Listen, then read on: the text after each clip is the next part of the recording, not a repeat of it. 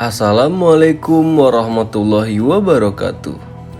Amalan menyambut bulan Ramadan yang dicontohkan Nabi Muhammad dan 7 keutamaan Lailatul Qadar. Tidak lama lagi umat Islam di seluruh penjuru dunia akan melaksanakan ibadah puasa di bulan Ramadan. Bulan Ramadan dikenal sebagai bulan yang istimewa. Begitupun di sisi Nabi Muhammad. Karena di bulan yang istimewa, Nabi Muhammad menyiapkan diri dalam menyambut Ramadan dengan sejumlah amalan ibadah. Nabi Muhammad SAW menjelang Ramadan kerap berpuasa selama bulan Sya'ban, bulan sebelum Ramadan dalam kalender Islam. Nabi juga mendorong umat Islam di sekitarnya meningkatkan ibadah sebelum Ramadan benar-benar tiba. Rasulullah diriwayatkan kerap melakukan amalan ibadah sunnah yang bernilai kebajikan dalam menyambut Ramadan. Tak lupa, beliau juga kerap memotivasi umat Islam di sekelilingnya untuk menyambut Ramadan dengan sukacita dan menjalani ibadah.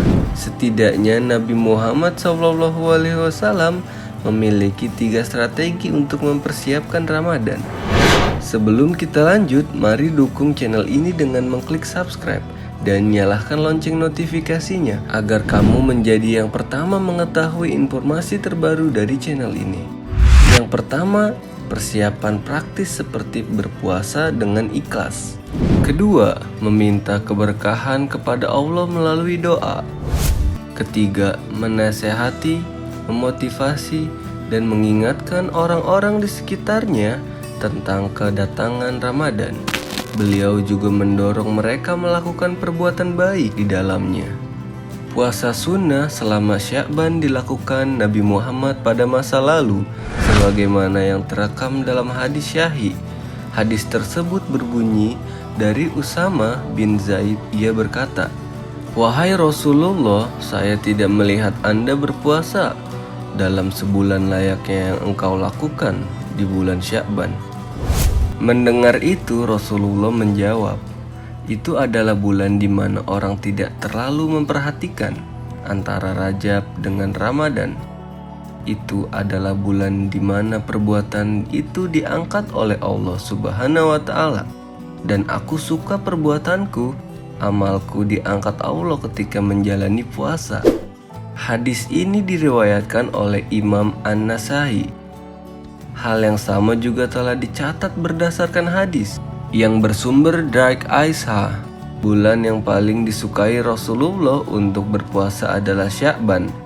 Memang, ia bisa bergabung ke Ramadan. Hadis ini diriwayatkan oleh Imam An-Nasai dengan kadar hadis yang sahih. Hadis ini juga diriwayatkan oleh Imam Abu Dawud. Meski jumlah pasti hari berpuasa Rasulullah pada Sya'ban belum dapat dipastikan, tetapi kita dapat mengemukakan pada saat Ramadan tiba, Rasulullah SAW seolah mengajari umat Islam terbiasa menjalani puasa setiap hari selama Ramadan.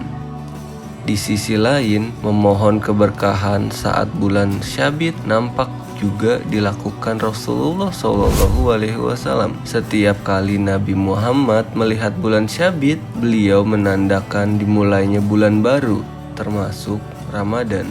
Maka beliau akan memanjatkan doa khusus.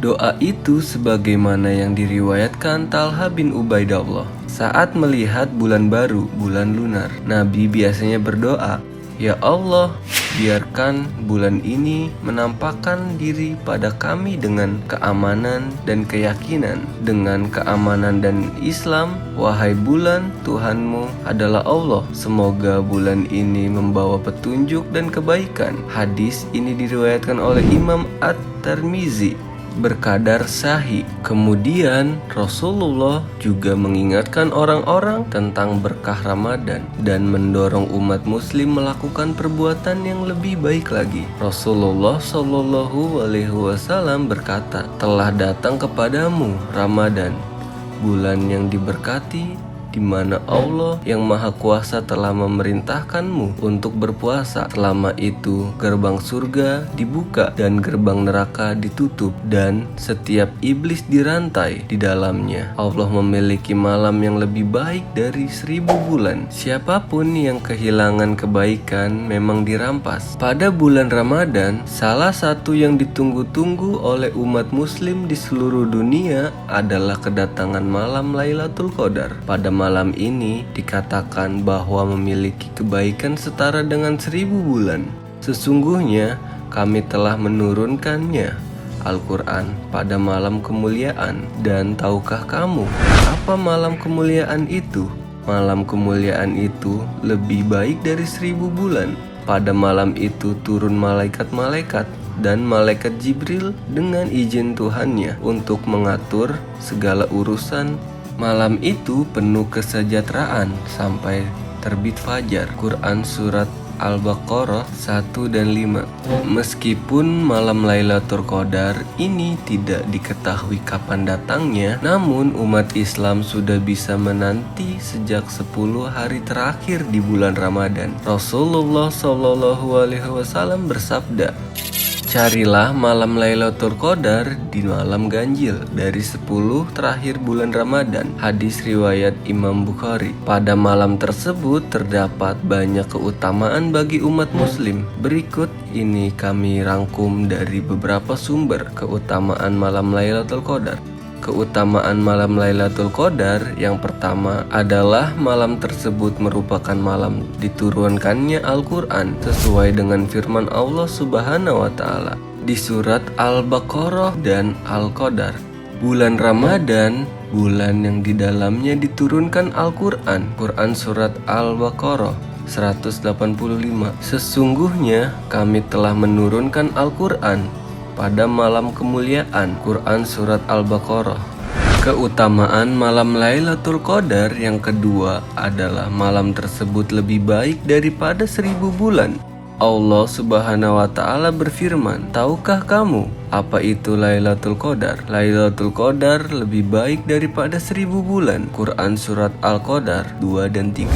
Banyak ulama berpendapat bahwa ibadah dan amal baik yang dilakukan di malam Lailatul Qadar akan dibalas dengan pahala yang sangat besar. Keutamaan malam Lailatul Qadar yang ketiga yaitu malam tersebut dipenuhi dengan berkah. Allah Subhanahu wa Ta'ala berfirman, "Sesungguhnya kami menurunkannya pada suatu malam yang diberkahi, dan sesungguhnya kamilah yang memberi peringatan." Pada malam itu dijelaskan segala urusan yang penuh hikmah, yaitu urusan yang besar dari sisi kami. Sesungguhnya kami adalah yang mengutus rasul-rasul. Quran Surat Al-Dukhan 3 dan 5. Keutamaan malam Lailatul Qadar yang keempat yaitu malam Lailatul Qadar adalah malam yang penuh kesejahteraan. Selain penuh dengan keberkahan, malam Lailatul Qadar juga dipenuhi dengan kesejahteraan dan kedamaian.